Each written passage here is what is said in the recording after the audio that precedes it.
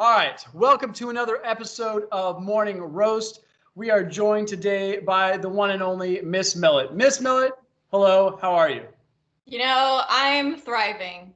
I'm doing great. Thriving, that seems a little high. That's a high bar to set for our viewers, but I'm glad to hear it. 2020, I don't hear many people say they're thriving. Might be a little sarcastic. Okay, fair. Could you tell our viewers just briefly who you are and what you teach at our humble school? Yes, I'm Miss Millet, and I teach Principles of Leadership and Leadership 1 and 2. Am I echoing? That's okay. We're going to let that happen. I think it's appropriate for the authority that you have in your job title. Thank you. My title has switched a little bit this year. So I just transitioned to ASB Activities Coordinator. So trying to stay afloat and learn the new role. So that's me. That's me. It's my third year at Eastlake. Excellent. And we, of course, are always with Miss Wold and Mr. Menenberg over here, the obnoxious one. All right, let's talk about our mugs real quick. I'll let our guest introduce her mug first because she went to such great lengths to have it today. Yes. Well, it's actually not that interesting, but in my house, I only have the same colored white mugs. And so Menenberg said I needed a cool mug, and I only have mugs that are cool at school. So I grabbed one that my fiance's mother gave me. Ooh. It says, "Oh my God, I'm getting married." That's so cute. Okay, but when you get those kind of things, do you think about, like, after you get married, like, are you gonna, like, oh, am I gonna drink out of this? Or am I gonna... There was a reason I might have left it at school. Okay. You had points with your mother-in-law. You had them and you just threw them away. Okay. No, they live in the staff lounge for when you're like, oh no, I forgot my travel mug in my car. Like, I guess I'll go get, because I got a terrible mug one year. I'll talk about that later, but like, I don't know where that is. I think someone else like snatched it up in the staff room, but that was my emergency mug that lived here. Oh. Yeah. I think that mug's fine. I mean, especially if you have it like 12 years into your marriage and you just happen to be drinking out of it and your husband's like, news? Is there news? Yeah. Really fun. Well, what about you? What do you got? I stole this one from Menenberg because I'm at school today and all my favorite mugs are at home. And so this one says false with Dwight's face on it. Yes. Love it. I think Menenberg needs to see more people drinking something that says false to him more often. Are you saying that I do not speak the truth? Why don't you just talk about your mug? Why don't you just talk about your mug, Menenberg? What's your mug say? Okay, fine. My mug says, I'm not arguing with you. I'm just explaining why I'm right. False. And I think that's a great mug. And I have another one that says I'd agree with you, but then we'd both be wrong. Both are, same idea, and I think it's appropriate and it's good. So, and I'm pretending to sip coffee. There is coffee in here, but if I drink it now, I'll have trouble sleeping because I'm old. I'm really old. It's great. I have a caffeine curfew at 3 unless I have a show, and then I'll break curfew for the show. Okay, so this is not part of the show today, but it's related because last night I violated the caffeine curfew by eating a large piece of chocolate cake that my wife made for my birthday at like 9 o'clock, and I was surprised, like waking up at 2. What happened? No. That's newbie rookie. I know. No, but I knew when I took the first bite this was going to happen. I just couldn't resist. I couldn't say it's such good cake. When I say caffeine, I always mean coffee tea. I never include chocolate on that. Yeah. So that's as a chocoholic, I can handle my chocolate. Okay, but here's the deal. It had chocolate and it had coffee in the batter. Oh. Because Mrs. Menenberg plays for keeps. That's the break curfew. Okay. It was serious cake. Also, I can't real help but mention that neither of you said anything to me on my birthday, which really didn't bother me at all because I don't care. All right, let's move on to our subject of today. Was it yesterday? It was Sunday. Happy birthday on Sunday. I did see. I saw your wife posted something. Happy birthday. Whatever. I'm 98 years old, so and I look pretty good. And whatever. Our subject, though, for our viewers today, this is important. Pay attention. Is relationship deal breakers. Relationship deal breakers. And before we begin this subject, let me just say for the record that what I've always said to teenagers when they ask me anything related to their boyfriend or girlfriend or whatever, break up. Break up now. Do both of yourselves a favor and just end it right now because it's a bad idea. Okay? But in case you needed a reason, we're going to talk about what those reasons might be today with deal breakers. And I thought I'd start by just asking the two of you, and then I'll say my piece. What were or are your main deal breakers? We'll get into the kind of nuanced deal breakers, the kind of idiosyncratic deal breakers, if you will. But start with the big ones. What do you got? Top of the list, deal breakers for relationships, ladies. Millet, you want to start? Sure.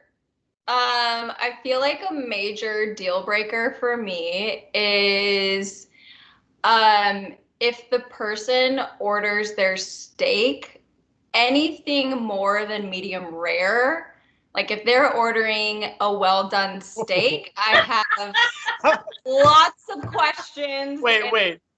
We said main deal breakers. This is the first thing that. That's the first thing that came to her mind was how, I will respect that. I think that is a respectful deal breaker. I think that's an indicator of it's not going to work out. Something's wrong. Yeah. Okay. Something's wrong with this person. I agree with that. I don't know if I'd say it's a deal breaker, but my goodness, that was setting the bar high. I like it. I think it's fair to say to our audience on that kind of related note that you should have standards. Okay, you should have high standards, and they should be steak related. Yes, and they should be steak related. Absolutely. Well, I love that. Well, what do you got? I don't know what to say after that. Sorry. I have a few, because I have seen people date for far too long because they didn't match up each other's deal breakers. And so you have to what you want in life. Even as a teen, it might change, but you have some things that you know that you're going to want. And the number one thing that is on that list is if you want to get married and if you want to have kids. You might be a little unsure about how many or when or whatever, but I feel like for the most part, a person knows if they do or do not want children, and both are perfectly fine. But if you are with someone and they do not match up with they do or do not, it will not work. It will never work. And that is the biggest deal breaker. There's a lot of other ones that I can think of, is like where you want to live. If you're a city person and they're a country person, one of you is going to be unhappy, things like that. And then I think like politics and religion can be a pretty big deal breaker, but it always comes down to, do you want to get married and do you want a family? You just have to be honest. You have to be honest. And you can say if you're not sure. As a teenager, you should be a little unsure, but you should know down the road, is this something that you want? I couldn't agree more. You took all of them, okay? I know. Thank you. I got nothing now. I got steak. Well, I am married to my high school sweetheart, which when I tell students that, they always go, oh, and I'm like, okay, but it doesn't always work out. We just happen to keep wanting the same things. We wanted to live in the city of Seattle. We wanted to travel before we had children. And there was a time where we were both thinking, maybe do we not want kids? And it was something like for a couple of years, we're like, I don't know, this is pretty fun, just me and you and doing whatever we want. So we enjoyed being just with each other. And then COVID happened and we decided, why not make a person? Why not make a person? I love it. Why not? Everyone's making whipped coffee. I couldn't do it, so I decided to make a person. Okay, so since you took like the big stuff, I'll focus in on maybe a smaller, nuanced deal breaker then.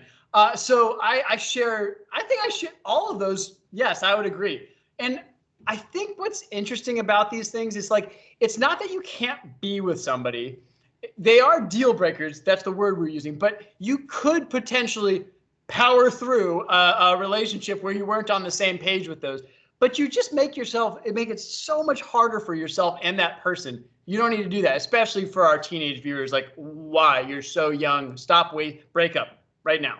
Just break up, like I said earlier. So one of my deal breakers that I discovered after dating in my early 20s was that it really bothers me when you're with somebody who is not willing to try new experiences or new things or new food items. Like it started with like a food item, like I was dating this person and we'd go out for sushi and the most basic sushi you could ever order, and that was it. Never anything fancy, never anything like exciting. At least it wasn't like chicken strips though. Like I think that's one of my husband's deal breakers is if you go to like Mexican or Japanese or something and anyone orders something that's like chicken strips or macaroni. Right, yeah. Same idea. Like you're not willing to put yourself out there and take a chance on any. It's not just about like, oh, I'm only going to eat a California roll. To me, it was like, oh, well, I may not be open to traveling. I may not be open to moving to this new place or trying this other new, it's a lot of different things. So that was a deal breaker. It didn't actually break that deal. Something else broke that deal in that case. But, and I'll bring that one up too. So another one that's this is controversial. So wait for this one, is being physically active as a human being. And I've said that generally because I used to say like, oh, working out. But no, I just think you need to have some semblance of activity in your life, whether it's going outdoors or, walking for more than steps a day, something like that. Just because it kind of demonstrates where you're heading. If it's going to be a long-term thing, you're probably going to have more health problems if you don't have an active lifestyle in any way, shape, or form. Just saying. Is that bad? Is that superficial?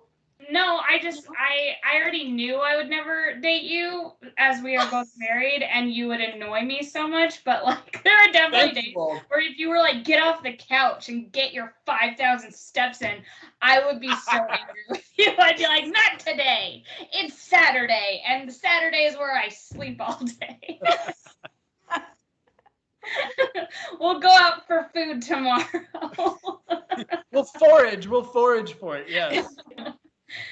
Katrina, Miss Millet. Oh no, they know my name. The students know you have a first name. No, my identity is ruined. Of course. So you just got engaged. What is another deal breaker? Wait, because obviously you had to decide. Yeah. He passed the steak test, so that was good. Another deal breaker, I would say, is, and this might just be me, but if you don't have similar tastes in music, I feel like that's really hard because in the past, a deal breaker was kind of that for me. He was into like super, I don't even know, like metal kind of, that's great. That's great for him. I'm not. I'm shocked. I love Taylor Swift, right? And so didn't really add up. And I love music, huge part of my life. So it just kind of started to trigger other things that were also deal breakers. But that's a big one I noticed is if you don't listen to the same music or even are open to that, then that kind of sucks. So I'd say that. With Alex, our taste in music, the only thing that aligns is musicals. And that's it. Really? Like, he'll listen to the stuff. He says he like doesn't care. He's picky and all that stuff. And but he listens to like this very obscure music that I'm just not much of a fan. And so road trips can be really tough. And also because he's a podcast person. And I just, like, sometimes I like The Office ladies where they talk about The Office, but, like, I am not a podcast person. I cannot just sit there and listen to people yammer on, which is why I never watch Menenberg's videos. But I know you participate in them. Thank you. Finally got a burn in. It's been like 3 episodes since you really heard my feelings. All right. Well, that kind of, I think Millet was touching on this a little bit. But so have your deal breakers changed as you've kind of grown older and dated a little bit more? I know Millet's engaged. Wold and I are both married to our respective spouses. But did you find your deal breakers sort of change as you grew older and wiser? Yes and no. I feel like some of them, like Miss Wold was saying, like, do you want kids? Do you want to get married? Like, those are deal breakers that just kind of stay. But gosh, ones that have changed. Come back to me. I have to think about that one. Okay. I'm sure there are, but I need to let it soak in and process it. Wait, can I clarify though? You said earlier, were you talking about your fiance that has the really different taste in music, or you said that was a deal breaker from a previous relationship? Sorry, yes. That was a deal breaker from a previous relationship. Okay. Kyle loves Taylor Swift, so we're good. That's great. I'm really happy for you. Thank you. Did you pick a Swiftie song to dance to at your wedding? Is that going to be your first dance? Oh, it won't be our first dance because I don't think he would want that. He likes Taylor Swift because I like Taylor Swift. Okay, we'll just be real. You should do the Romeo thing on TikTok where like they were pushing the camera and they were going after it. Like, you should bring it back. I think that would be in your wedding dress. People would love that. It would go viral. Man, I don't know how TikTok works. I just watch it. TikTok's the worst. Let's not get into that. It's going to get me aggravated, I swear. These young people and their social medias. It's so entertaining how people can think of creative things with a time limit.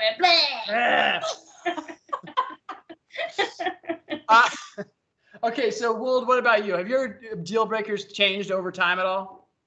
I think they probably have. Only because, like I said, we were thinking for a while, do we not want kids? Where that had been, like, a deal breaker for both of us. We both really wanted kids when we were younger. And then we got older, and we had a lot of fun with having time and money and being able to do whatever we wanted and talking with people who were having kids. And they were just like, it's so exhausting. I'm just so exhausted.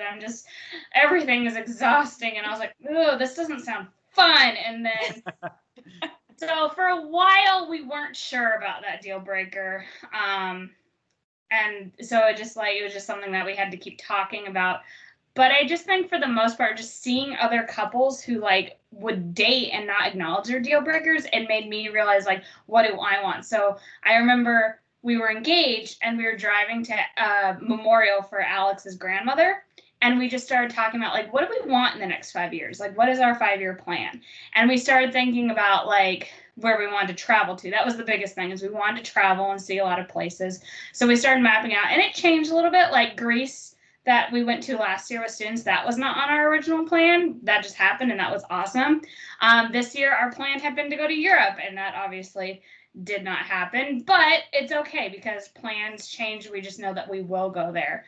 Other than that, I'm not like, I don't think I've added any, because again, we kept wanting the same things in life. Our lives kept changing through college and being young adults and starting out our careers and everything, but we wanted to live in Seattle. We wanted a house. We still want to travel. At some point we'll want to retire and travel then too. And so I think the only thing right now is we have a dog and a cat, and both of which were my idea, both of which he did not want originally. He loves animals, he just didn't want them. And I was able to convince him. It was easier to convince him to get a cat than the dog. That's the worst. But he made a rule for me that I couldn't have more than a pet per bedroom. And because we were living in a 1-bedroom apartment. And I was like, okay, that's fair. But then I got the cat. Then we moved to a 4-bedroom house, and I didn't even say anything, but as soon as the deal went through, I went, and he looked at me, he's like, no, We can only have 2.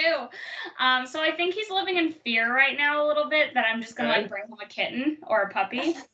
He's saying the baby counts, and I'm like, I don't think the baby counts, but like because of baby, like that will push puppy back a little bit. But I want a puppy again. I love puppies. Well, at least you don't want another cat. I mean, we haven't really talked about cats a lot on this show, but they are from Satan. Yeah, I'm sorry you have never snuggled a cat and felt I that. won't. I won't. Don't be nodding your head with him. I'm sorry. I have a scar on my eyelid. Thank you, from a Millet. cat. Deal breaker. Deal breaker. What did you do to the cat, Millet? What'd you do? Well, yeah, okay. That's fair. I threw it up and it came down. I don't know. I just was doing that. And it sliced my eyelid. Haven't liked him since. Okay, That's valid. I don't think you need any more of a reason to not like a cat. Cats are terrible. Halloween. Deal breaker. That should have been my deal breaker that I mentioned earlier. Okay, let's move on because we're running a little short on time. Okay, so has there been a time where you kind of let a deal breaker slide or you kind of ignored a really bright red flag? And if so, what happened? That sounds like the beginning of like a Lifetime trailer. Like, I know. In a world where Miss Wold let a red flag slide. Yeah, no. I wish he would read more books, and I've tried being like, I'll play more video games if you play more books, and he owes me like 3 books now. So. Okay. Okay. Look. Oh yeah, you dated. See, you got the whole high school sweetheart thing. See, I'm passing the floor to Millet. I'm really old. So as we talked about the earlier question, I didn't really answer that. You get like more and more deal breakers as you get older. It's a weird thing. Like stuff just starts bothering you. That's part about getting older. People get married like in 2 weeks. They're like, yeah, dating. But that's because they know what their deal breaker, and they're like, I got no time for your nonsense. I'm done. And it's like, quick. That's what I'm saying. You can disagree. It's fine. All right, Millie, have you ever let a red flag kind of be ignored? Oh, I'm sure. I think like also, I don't know your guys' perspectives, but I also think living together before you get married is probably a really good idea because you just really figure out who the other person is and like their weird tics, It's like, is that the person who sets 36 alarms in the morning or do they set 1, And it's like. Deal breaker. And is that one a fire alarm or is it like nice twinkly music? Yes. I would 100% agree. The first year living together is the hardest because you're like, why can't you hang up a towel? The thing is right there. It is right there. That's true. Or turn off a light. I mean, no big deal. Yes. Kyle does this weird thing that I let slide. He always leaves the kitchen sink on. Like he'll do a dish or something, leaves it on and walks away. And I'm like, so am I the only one who hears that? And then I have to go turn it off. It's a weird thing. The fish. He doesn't think about the fish. Okay. See, Millet, I'm glad we're having this conversation. Is this the real reason why we're not, August passed? And, I mean, come on, we got to be honest. Is it the water? We need to have the water. It was the water. I get it. Yeah. No. We're delving into a controversial area. Not the living together part so much, but it is like, okay, so we have these pet peeves now that are flaring up in this situation. And you guys are now saying these are deal breakers, it sounds like. It sounds like they're, No. Okay, there's some things you have to learn to pick the kitchen sink one. I think I would lose my mind. Well, Matt, just getting on the phone with him right now. I've only needing to call him. Like, we need to install a sink that just automatically shuts off, apparently, because need like the water. They have that. You just tap it. If you tap it, We need to start a GoFundMe to get that in Millet's house. Wedding present. There you go. We'll do it. Oh, yeah. I like it. Menenberg, though, you talked about red flags, but you didn't share one. Ooh. I did. Red flags, deal breakers, same thing. Oh, you mean like when I ignored one? Yes. Okay. So And to be sure, I'm saying I ignored it for a time and then I didn't ignore it. So, well, one of yours was the kid thing. And so I dated this gal for a couple months, and it was probably in the second month that this sort of came out in the conversation. And I let it slide for a little while, and we kept dating. And then I'm like, that's not going to change. It's just not going to change.